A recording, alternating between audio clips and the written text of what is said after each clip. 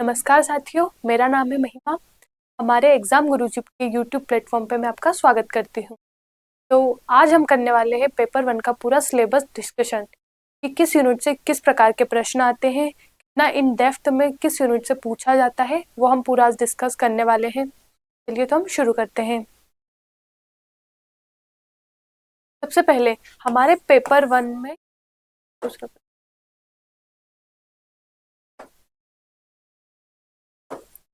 जो हमारा पेपर 1 होता है उसमें 50 क्वेश्चंस आते हैं। आप लोगों को पता होगा कि 50 क्वेश्चन हमारे पेपर 1 से पूछे जाते हैं।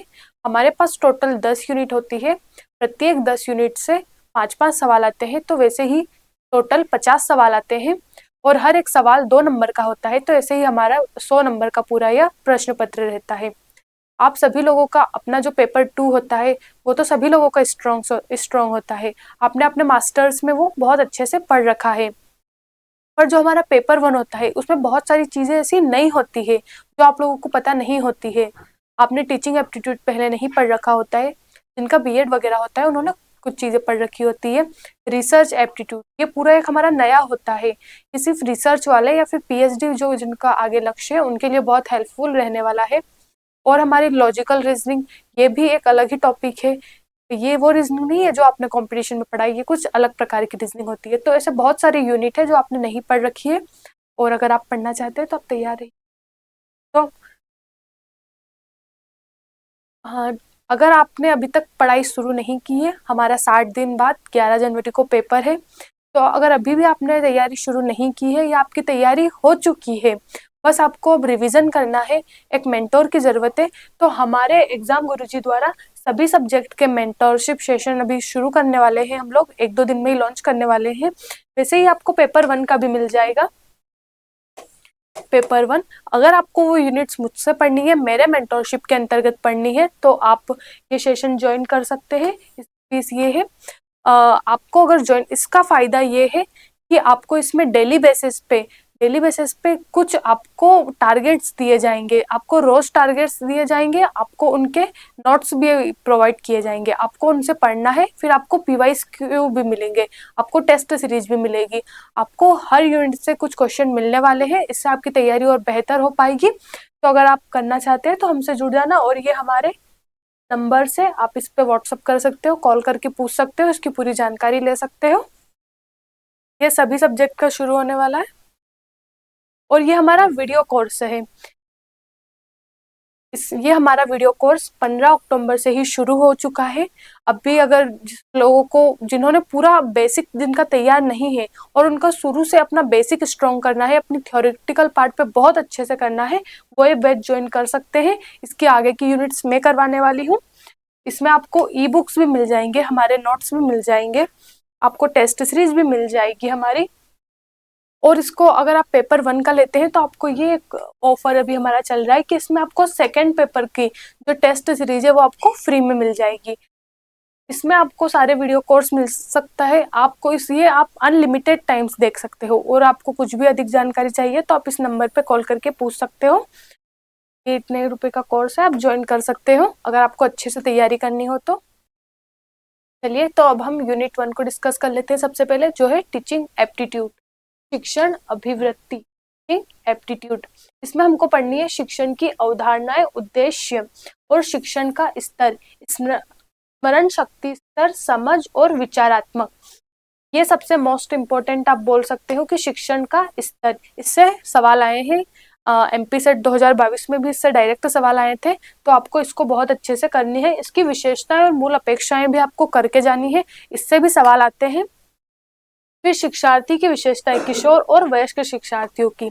जो किशोर और वयस्क शिक्षार्थी है उनकी क्या विशेषताएं होती है, वो किस प्रकार से व्यवहार करते हैं जब कोई टीचर पढ़ाता है, तो उसकी भी प्रमुख विशेषताओं को आपको पढ़ के जाना है। शैक्षिक, सामाजिक या भावनात्मक या और संज्ञानात्मक व्यक्तिगत भिन्नताएं, ये भी आता है। आपको ये भी बहुत अच्छे से पढ़ के जाना है कि शैक्षिक की क्या होती है और भावनात्मक स्तर पे हम कैसे कोई रिएक्ट करता है और संज्ञानात्मक स्तर पर।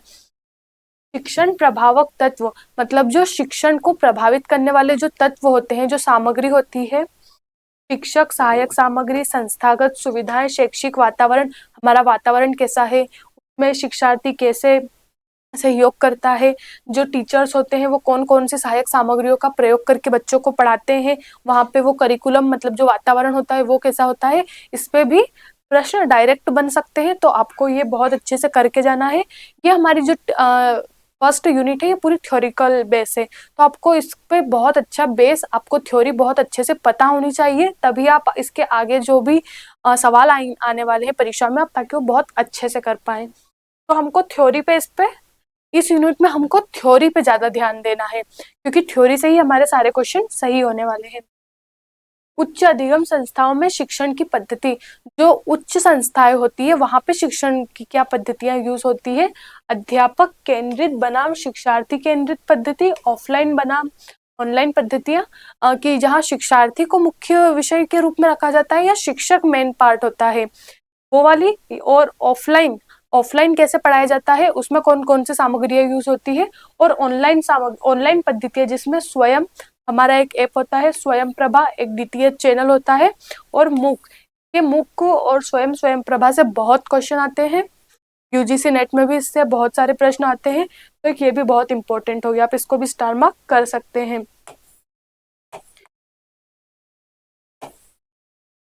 ठीक है। अब शिक्षक सहायक प्रणाली, परंपरागत, आधुनिक और आईसीटी आधारित। मतलब पहले के जमाने में परंपरागत शिक्षा कैसी होती थी, फिर आजकल आधुनिक शिक्षा कैसी होती है, और अब आईसीटी आधारित, आईसीटी जब हमारे पास में कंप्यूटर आ गया है तब हम ऑनलाइन शिक्षा भी ग्रहण करते हैं, तो वो आईसीटी आधारित शिक्षा कैसी होती है। हमको तीनों की पूरी थ्योरी पता होनी चाहिए, तीनों की सामग्रियों का हमको विस्तृत अध्ययन होना चाहिए, तभी जो हमारे परीक्षा में प्रश्न बनने वाले हैं हम उनको अच्छे से डील कर पाएंगे। ठीक है। मूल्यांकन प्रणाली, की मूल्यांकन कैसे किया जाता है, हमारे रिजल्ट का जो परिणाम आता है तो उसमें मूल्यांकन की कौन कौन सी पद्धतियों का हम यूज करते हैं, उससे भी प्रश्न बनते हैं हमेशा, आपको वो भी करना है। उच्च शिक्षा में विकल्प आधारित क्रेडिट प्रणाली में मूल्यांकन, इससे भी 2022 में प्रश्न आया था। आप लोगों ने पीवाईक्यू सॉल्व किए होंगे, अगर नहीं किए तो हमारे चैनल पे 2022 और 2024 दोनों का पीवाईक्यू का पेपर 1 का डिस्कस सॉल्यूशन, पूरा डिटेल सॉल्यूशन है, तो आप बहुत वहां से कर सकते हैं। तो उससे भी यहाँ पे प्रश्न आया था। कंप्यूटर आधारित परीक्षा, हमारा आपने कंप्यूटर आधारित परीक्षा दी होगी, हमारे कंपटीशन एग्जाम में कंप्यूटर आधारित परीक्षा होती है, तो उसको भी हमको डिटेल से पढ़ना है, वो कैसे कब लागू हुई थी। मूल्यांकन पद्धतियों में नवाचार, कि अभी क्या नवाचार हुए हैं, किस प्रकार से नवाचार हुए हैं और अब हम उसका प्रयोग करते हैं हमारी मूल्यांकन पद्धतियों में, वो भी हमको अच्छे से पढ़ना है। तो यूनिट 1 हमारी पूरी थ्योरी बेस है, तो हमको थ्योरी बहुत मजबूत करना है। ठीक है ना। अब है हमारा रिसर्च एप्टीट्यूड, शोध अभिवृत्ति। ये हमारे जो बच्चे आगे जाके अपना पीएचडी करने वाले हैं उनके लिए ये बहुत महत्वपूर्ण यूनिट है। इसमें बहुत थ्योरिकल पार्ट है और इसको बहुत अच्छे से पढ़ना है, तभी इसकी थ्योरी आप अच्छे से करेंगे तभी हमसे सवाल बन पाएंगे। तो आपको पूरी थ्योरी डिटेल पढ़ना है। शोध, रिसर्च का क्या अर्थ है, उसके प्रकार और विशेषताओं को अच्छे से पढ़ना है आपको, यहाँ से हमेशा क्वेश्चन आते हैं। शोध पद्धतियां, कि हम किस पद्धतियों का उपयोग करके रिसर्च करते हैं उसको अच्छे से पढ़ना है। उसमें प्रयोगात्मक, विवरणात्मक, ऐतिहासिक शोध, गुणात्मक और मात्रात्मक शोध, मतलब शोध की कौन कौन सी पद्धतियां होती है और हम किस किस का प्रयोग करने वाले हैं, और कौन से विषय में कौन से शोध पद्धतियों का उपयोग होने वाला है, हमको वो भी यहाँ पे अच्छे से देखना है कि ऐतिहासिक का कब यूज करते हैं, गुणात्मक क्या होता है, मात्रात्मक क्या होता है। शोध के चरण, कि किस चरण में हमारा शोध होता है, पहले हम क्या करते हैं और फिर बाद में हम क्या करते हैं। इससे भी 2022 में सवाल आए हैं, अगर आपने पूरा वो डिटेल सॉल्यूशन देखा होगा तो आपने उसमें देखा होगा कि पहले हम समस्याओं को खोजते हैं, नहीं पहले हम हमारे क्षेत्र को निश्चित करते हैं, फिर हम उसके समस्याओं पे जाते हैं, और ये पूरा उसमें आता है। ठीक है। फिर शोध प्रबंधन, आलेख लेखन, फॉर्मेट और संदर्भ की श्रेणी। जब हम शोध प्रबंधन करते हैं, हमारी पूरी एक पीएचडी में हमको एक बुक लिखनी होती है, तो हमारा उसमें क्या लेखन फॉर्मेट रहता है, हमारे उसमें श्रेणियां किस प्रकार की होती है, जो हम संदर्भ की शैली यूज करते हैं, फॉर्मेट यूज करते हैं, वो कैसा होता है, ये भी एक बहुत महत्वपूर्ण है। तो इससे भी क्वेश्चन आते हैं, कभी कभी अनुक्रम में हमको जमाने के लिए दिए जाते हैं कि इससे कि इनको पूरे आपको 5 कुछ दे देंगे और आपको वो पूरे लाइन से जमाने रहेंगे, तो इससे क्रोनोलॉजी बेस्ड भी क्वेश्चन आते हैं, तो आपको वो करना है। शोध में आईसीटी का प्रयोग, हम शोध में आईसीटी का प्रयोग किस पे कर सकते हैं, क्योंकि आजकल हम आईसीटी का बहुत प्रयोग करने लगे हैं, तो वो हम शोध में, हमारे रिसर्च में कैसे उसका उपयोग कर सकते हैं, उससे भी क्वेश्चन आने वाले हैं, तो आप लोग ये भी रेडी कर लेना। और शोध नैतिकता, रिसर्च एथिक्स, इससे भी कभी कभी क्वेश्चन आते हैं। इससे कभी कभी क्वेश्चन आते हैं कि कितने प्रकार की, जब हम शोध में चोरी, साहित्यिक चोरी करते हैं, तो वो मान्य होती है और कौन सी अमान्य होती है। तो इससे कभी कभी डायरेक्ट क्वेश्चन आ जाता है, इससे डायरेक्ट क्वेश्चन आते हैं, तो आपको वो डायरेक्ट याद करना है बस कि हाँ, इतनी साहित्यिक चोरी, इनको अमान्य माना है और ये मान्य है, तो आपको ये पढ़ना है शोध नैतिकता। यूनिट 3 बोल सकते हैं, कॉम्प्रिहेंशन, रीडिंग कॉम्प्रिहेंशन। आपने ये तो बचपन से ही किया होगा, 5th 6th में। बहुत एक सरल गद्यांश आता है, उसको उसको एक पूरे प्रॉपर आपको पहले पढ़ना है, फिर उसके 5 सवाल को आराम से जवाब देना है। पहले आप उस गद्यांश को पढ़िए, उसके बाद जवाब दीजिए। जब आप इस पे करेंगे तो आपके सवाल जल्दी सही होंगे। सबसे ईजी यूनिट यही मानी जाती है, इसमें से आपका एक भी क्वेश्चन गलत नहीं होना चाहिए, ठीक है। फिर नेक्स्ट आती है संप्रेषण, कम्युनिकेशन, ठीक है। कम्युनिकेशन बहुत अच्छी यूनिट है, बहुत छोटी यूनिट है, इससे हमेशा वही सवाल रिपीट होते हैं, आपको बहुत अच्छे से सवाल करने हैं। इसमें भी थ्योरिकल पार्ट है कि इसका हमको अर्थ, प्रकार और अभिलक्षण, कितने प्रकार का कम्युनिकेशन हम करते हैं, आमने सामने का करते हैं, अमौखिक होता है, मौखिक होता है, जितने भी प्रकार के आते हैं वो करना है। इसका अर्थ, इसकी बहुत सारे विद्वानों ने परिभाषा भी दी होती है, वो भी हमको बहुत अच्छे से करके जानी है। कभी कभी डायरेक्ट परिभाषा से भी क्वेश्चन उठ के आ जाते हैं। वाचिक और गैर वाचिक, मौखिक, अंतर सांस्कृतिक एवं सामूहिक संप्रेषण, कक्षा संप्रेषण, जब हम कक्षा में करते हैं तो वो भी संप्रेषण होता है, तो वो भी हमको अच्छे से पढ़ना है। सामूहिक संप्रेषण, जब हम समूह में, लोगों के समूह में जब चर्चा करते हैं तो उसको सामूहिक संप्रेषण बोलता है, हमको वो भी अच्छे से करना होता है। प्रभावी संप्रेषण की बाधाएं, जब हम संप्रेषण आपस में करते हैं तो क्या क्या बाधाएं उत्पन्न हो सकती है। जैसे आज हम ऑनलाइन पढ़ रहे हैं तो क्या बाधा उत्पन्न हो सकती है, हो सकता है इंटरनेट का कनेक्शन चला जाए, आपका इंटरनेट खत्म हो जाए, तो ये बाधाएं है ना। तो वैसे ही मौखिक समाचार में, मौखिक संप्रेषण में भी बहुत सारी बाधाएं आती है, हमको सभी बाधाओं को अच्छे से पढ़ना होता है। डायरेक्ट यहाँ से सवाल आ जाता है, 2022 में इससे सवाल आया था कि जो अधोमुखी संचार है उसमें क्या क्या मुख्य बाधाएं हो सकती है, तो वो यहाँ से आया था। तो अधोमुखी, उधोमुखी, बहुत सारे ऐसे संचार है जिसमें बाधाएं उत्पन्न होती है, तो आपको वो बहुत अच्छे से करके जाना है, उससे सवाल आते ही हैं। जन मीडिया एवं समाचार, आज के जमाने में हमारे मास मीडिया का क्या प्रयोग है, उसको बहुत अच्छे से करना है। बहुत सारी ऐसी हमारी बनी हुई है संस्थाएं, वो इसका प्रयोग करती है, तो उससे डायरेक्ट हमको ईयर बेस्ड क्वेश्चन आते हैं, तो वो हमको ये करना है। हमको जो हमारी यूनिट है उससे किस टाइप के सवाल आते हैं, हमको वो एक पेज में पहले से ही लिख के तैयार रखना है, ताकि जब हम वो यूनिट पढ़ने लगे तो हमको जो मोस्ट इंपॉर्टेंट चीजें हैं वो हमको पहले से पता हो। तो आप सब लोग इसके लिए एक पेपर पे पहले से ही लिख लीजिए कि हमारे इस यूनिट से ये चीजें बहुत महत्वपूर्ण है, ठीक है, में ये इंपॉर्टेंट है। अब हमारा आता है गणितीय तर्क और अभिव्यक्ति, mathematical and reasoning and aptitude.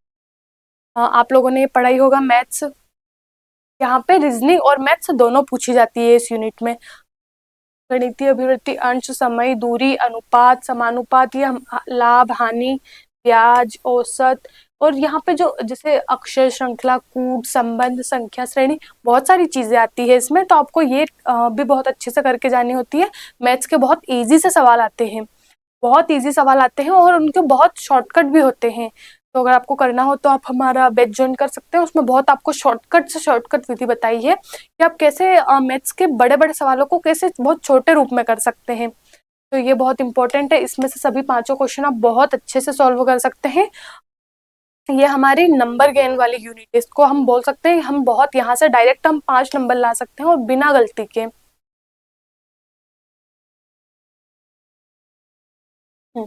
हमारी 6 होती है लॉजिकल रीजनिंग, युक्ति युक्त तर्क। ये आपने पहले से नहीं पढ़ी होती है, ये वो रीजनिंग नहीं है जो आप अपने कंपटीशन परीक्षाओं में पढ़ते हैं, ये रीजनिंग थोड़ी अलग होती है। यहाँ पे हमें एक्चुअल में पढ़ाया जाता है कि हमारे दैनिक जीवन में रीजनिंग का क्या महत्व है, हम एक्चुअली में यहाँ पे ये पढ़ने वाले हैं। युक्ति के रूप, क्या उसके रूप हो सकते हैं, उसकी अवस्था और आकृति, इससे क्वेश्चन आए हैं। फॉर्म ऑफ हो गए यहाँ पे, state and shape and non model proportion. हाँ, फॉर्मल एंड इनफॉर्मल, यहाँ पे औपचारिक और अनौपचारिक युक्ति दर्श से क्वेश्चन आते हैं। ठीक है, भाषा का प्रयोग, शब्दों का लक्ष्यार्थ और व्यर्थ, विरोध का परंपरागत वर्ग, युक्ति के प्रकार, निगमनात्मक और आगमनात्मक युक्ति। 2022 से और 24 दोनों में इससे प्रश्न आए थे, आपने अगर देखा होगा तो आपको पता होगा कि कौन सा आगमनात्मक तर्क है और कौन सा निगमनात्मक तर्क है। हाँ, वेन आरेख 2024 में अगर आपने देखा होगा कि एक वेन आरेख हमको बना हुआ दिया था और उससे हमको कुछ यहाँ नीचे आकृति भी दी हुई थी और हमको पहचानना था कि वो कैसे बनते हैं। तो ये बहुत इंपॉर्टेंट है, अगर आपको भी ये सीखना हो तो आप हमारा बैच ज्वाइन कर सकते हो, और अभी आपको ये सीखना ही है क्योंकि इससे हमेशा सवाल आते ही हैं। भारतीय तर्कशास्त्र, ये पूरा थ्योरेटिकल पार्ट होता है इसमें। अगर आपने इसकी एक बार थ्योरी समझ ली ना तो उसके बाद में आपको बहुत इजी लगेगा ये। इसमें बस कुछ ही सिद्धांत और कुछ ही थ्योरी है, बस ये दो चीजें। इसमें प्रमाण, प्रत्यक्ष, अनुमान, उपमान, अर्थापत्ति और अनुपलब्धि, ये इसमें आते हैं। और इसमें हमको बस इसमें 6 न्याय हमको बताए गए हैं भारतीय इंडियन लॉजिक में, तो वो हमको अच्छे से पढ़ने हैं कि उसमें क्या क्या आता है, क्या क्या नहीं आता है।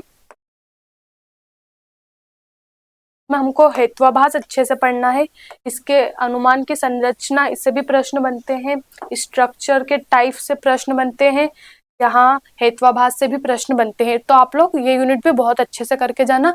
ये यूनिट बच्चों को टफ लगती है, पर अगर आपने एक बार अगर थ्योरी बहुत अच्छे से कर ली तो फिर आपको ये मुश्किल नहीं लगेगी।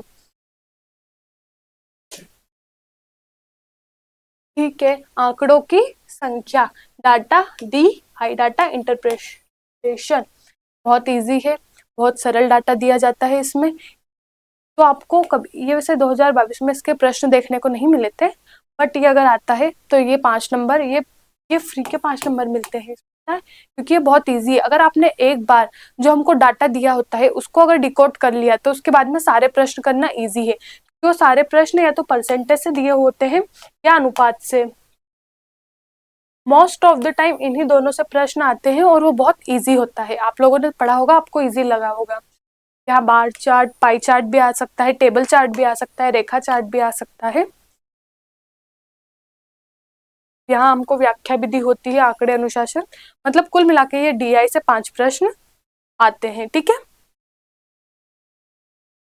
हाँ, अब ये हमारी आईसीटी, इससे प्रश्न आते हैं। इससे आ सकता है कि हमारा इनपुट आउटपुट डिवाइस में भी आते हैं। इसके सामान्य संक्षिप्त शब्दावली, जो हमारे शॉर्टकट दिए होते हैं कि आप इसका फुल फॉर्म बताइए, इससे प्रश्न बहुत आते हैं। 2022 में भी 2 आए थे और 2024 में भी आए होंगे। आपने अगर पेपर सॉल्व करके देखा होगा तो आपने पता होगा। तो आप ये चीजें बहुत अच्छे से करके जाना। ठीक है, इंटरनेट से प्रश्न आते हैं, इंटरनेट से आते हैं, ईमेल, श्रव्य दर्श, कॉन्फ्रेंस की मूलभूत बातें, उच्च शिक्षा में डिजिटल पहल है, इससे प्रश्न आते ही हैं। ये आप 2 तो बिल्कुल छोड़ के नहीं जाना है आपको, इन 2 से हमेशा प्रश्न बनते हैं। ये 2 जो है आईसीटी के सामान्य संक्षिप्त शब्दावली और उच्च शिक्षा में डिजिटल पहले, मतलब भारत सरकार द्वारा क्या पहले बताई गई है, उससे भी हमेशा प्रश्न बनते हैं। तो आप ये बिल्कुल तैयार करके जाना, जितने भी है वो सभी अच्छे से पहले करके जाना, उससे हमेशा प्रश्न आते हैं। आईसीटी और सुशासन से भी कभी कभी प्रश्न बन जाते हैं, पर ये दोनों से बहुत प्रश्न बनते हैं। मुख्य संभावना इन दोनों है। पढ़ना हमें पूरी यूनिट है, पर मैं आपको सिर्फ इंपॉर्टेंट कुछ बता रही हूँ कि आप वो तो बिल्कुल नहीं छोड़ना, उसको बहुत अच्छे से हमको रिवाइज करना है। लोक विकास और पर्यावरण, पीपल डेवलपमेंट एंड एनवायरनमेंट, इसमें से कुछ टॉपिक आपने पढ़े होंगे आपके स्कूल टाइम पे। विकास, पर्यावरण, मिलेनियर विकास, संपोषणीय। ठीक है, यहाँ पे हम एसडीजी गोल्स और एमडीजीज गोल्स को पढ़ते हैं। ठीक है, यहाँ से सवाल आते हैं, 2022 में भी आए होंगे, आपने देखे होंगे। मानव और पर्यावरण संहार, इससे भी प्रश्न बनते हैं। पर्यावरण मुद्दे, इससे बनते हैं कि जो हमारे वायु प्रदूषण, मृदा प्रदूषण, इससे हमें कौन कौन से रोग हो सकते हैं। ध्वनि प्रदूषण से क्या हमको बीमारियां हो सकती है, उससे हम प्रश्न देखने को मिले हैं।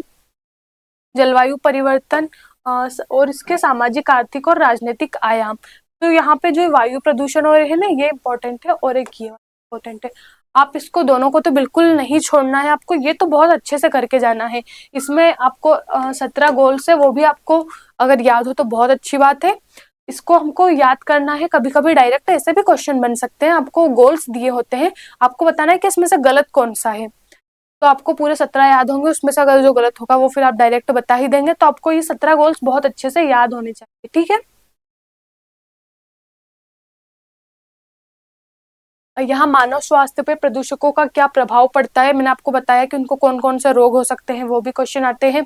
प्राकृतिक और ऊर्जा के स्रोत, जो हमको अभी सौर ऊर्जा, पवन ऊर्जा, मृदा जल भूताप और बायोमास ऊर्जा है, जो हमारी ये ऊर्जा है जो खत्म नहीं होती है, इससे भी प्रश्न बनते हैं कि बताइए कौन से सौर ऊर्जा के हो सकते हैं, कौन कौन सी इसमें जो पवन ऊर्जा है वो कहाँ कहाँ स्थापित है। इससे हमको करंट बेस्ड क्वेश्चन भी देखने को मिलते हैं।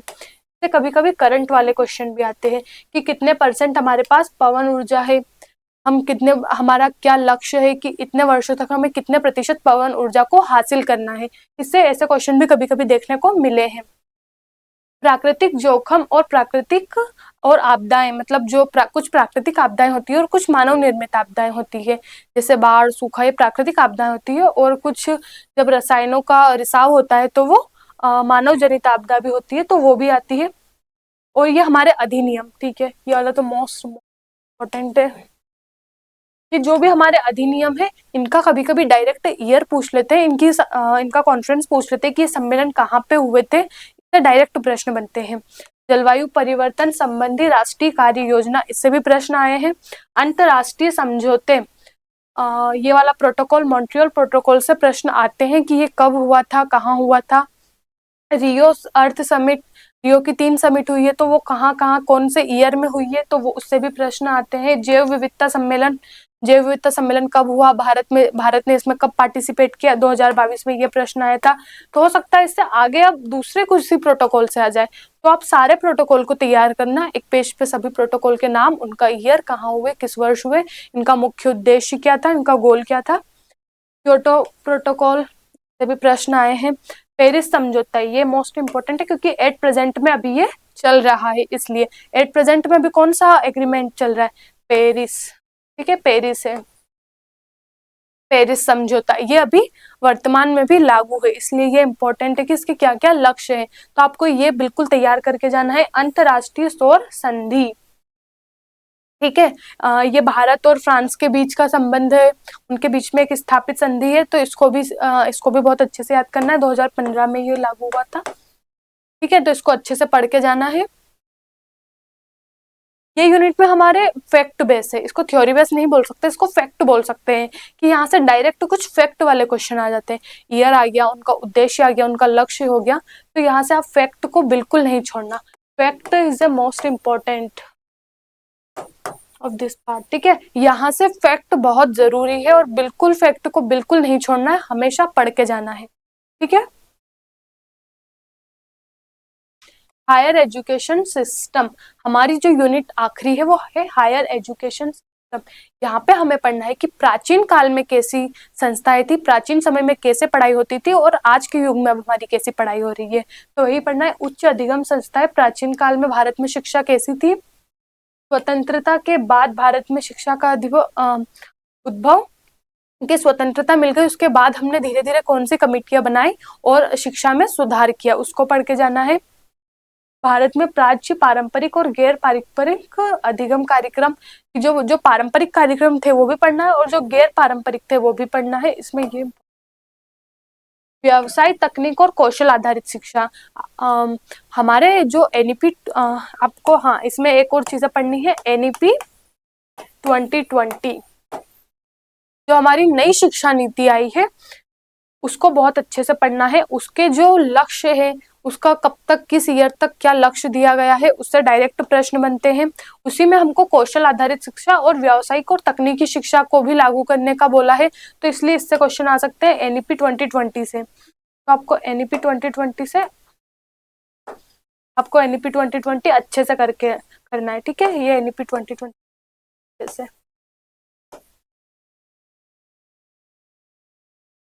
में भी 2022 से प्रश्न आया होगा, आपने देखा होगा। नीतियां, सुशासन और राजनीतिक प्रशासन, मूल्य शिक्षा और पर्यावरण परक शिक्षा, कि हमें मूल्य शिक्षा दी जा सके, पर्यावरण के आसपास रह के हमको पर्यावरण की सुरक्षा भी सिखाई जा सके, पर्यावरण परक शिक्षा भी हमको मिल सके, तो ये बताया गया है। और नीतियां, सुशासन, राजनीतिक, है ना, यहाँ पे है प्रत्येक यूनिट से 2-2 अंकों के 5 प्रश्न तैयार किए जाएंगे। हाँ, यहाँ पे आपको पता है कि हमारी 10 यूनिट है, प्रत्येक यूनिट से हमको हमारे 5-5 प्रश्न आते हैं, तो आप ऐसा नहीं है कि कोई से यूनिट आप छोड़ देंगे, नहीं, कभी कभी ऐसा हो जाता है कि किसी यूनिट से ज्यादा प्रश्न आ गए, किसी से कम आ गए, हो सकता है आपने जो छोड़ दी उसी से ज्यादा आ गए, तो फिर गलत होगा, इसलिए हमको सभी यूनिट करना है। ईच यूनिट से इम्पोर्टेंट, ओके, ठीक है। यदि दृष्टिवान परीक्षा प्रश्न तैयार किए जाते हैं तो ठीक है, तो सॉरी, ठीक है, तो आपको ये याद रखना है कि प्रत्येक यूनिट से 5-5 प्रश्न आते हैं। ऐसे ही 10 यूनिट है,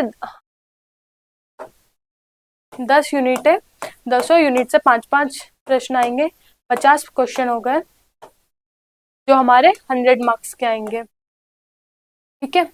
देखो, पेपर 2 सभी का स्ट्रॉन्ग होता है, वो आपका सब्जेक्ट होता है, आपने अपने ग्रेजुएशन मास्टर्स में वो पढ़ा होता है। पेपर 1 के बहुत सारे यूनिट सभी के लिए कुछ नए हैं, तो इसकी बहुत अच्छे से प्रिपेयर करना है। अगर आप इसमें 30+ तो आपको लाना ही है, पर इसमें अगर आप अच्छे से पढ़ाई करेंगे तो आप 35-40 तक भी बहुत आराम से पहुंच सकते हैं। और अगर आपने बहुत अच्छे से डेडिकेशन से पहले से ही पढ़ाई कर रहे हैं तो आप 40+ कर सकते हैं। लेकिन अगर आपने अभी भी अपनी पढ़ाई स्टार्ट नहीं की है तो आप हमारे साथ कर सकते हो, क्योंकि हमारे पास में पूरे रिकॉर्डेड लेक्चर्स है, हमारे पास में पूरा वीडियो कोर्स है जो रिकॉर्डेड है। आपकी जो यूनिट कमजोर है, आप उस पर फोकस करना चाहते हो, तो हमारे इस बैच से जुड़ सकते हैं। आपको आराम से वही वीडियो लेक्चर मिल जाएंगे जो आपका कमजोर है, आपको सारे वीडियो लेक्चर मिल जाएंगे, पर जो आपको कमजोर है आप वो पहले कर सकते हैं, बहुत अच्छे से अपनी तैयारी कर सकते हैं। आपको ई बुक मिल जाएगी, आपको टेस्ट सीरीज मिल जाएगी, आपको हर एक यूनिट कराई जाएगी, उसके पीवाईक्यू आपको दिए जाएंगे, उसके नोट्स मिलेंगे, तो आप इससे बहुत अच्छे से तैयारी कर सकते हैं। आप ये ज्वाइन कर सकते हैं हमारे, और अगर आपको ज्वाइन करना है तो ये हमारी टीम का नंबर है, आप इस पे कॉल करके कर सकते हो। और अगर आप ये हमारा कोर्स ज्वाइन कर सकते हो तो आपको ये टेस्ट सीरीज है पेपर 2 की, जो आपका सब्जेक्ट रहेगा वो आपको फ्री में मिलेगी, तो पेपर 1 की भी बहुत अच्छे से तैयारी होगी और पेपर 2 की भी बहुत अच्छे से तैयारी होगी। तो हमारे वीडियो लेक्चर कोर्स है, आप इसको ज्वाइन कर सकते हो। अगर आपने अभी तक पढ़ाई स्टार्ट नहीं करी है तो आप कर दीजिए। और एक ये हमारा मेंटरशिप सेशन शुरू हो रहा है, ये पेपर 1 के लिए भी शुरू हो रहा है और हम सारे ही पेपर्स के लिए शुरू करने वाले हैं। ये बहुत जल्दी ही शुरू होने वाला है, 2-4 दिन में हम इसको लॉन्च करने वाले हैं। ये पॉलिटिकल साइंस, हिस्ट्री, हिंदी सभी के लिए होगा और ये पेपर 1 के लिए भी होगा। इसकी मुख्य विशेषता ये है कि हम आपको डेली बेसिस पे कुछ टारगेट देंगे, हम हमारे अंडर में आपको पढ़ाई करवाएंगे। अगर आपको कुछ भी डाउट रहे, हमसे आप डायरेक्ट लाइव जुड़ सकते हो, हमसे पूछ सकते हो, हम आपको नोट्स देंगे। आपने पढ़े, आपको कुछ चीजें समझ में नहीं आई तो आप हमको डायरेक्ट कर सकते हो कि मैम मुझे ये चीजें समझ नहीं आ रही है, तो आप डायरेक्ट हमसे पूछ सकते हैं और हमसे जुड़ सकते हैं, ठीक है।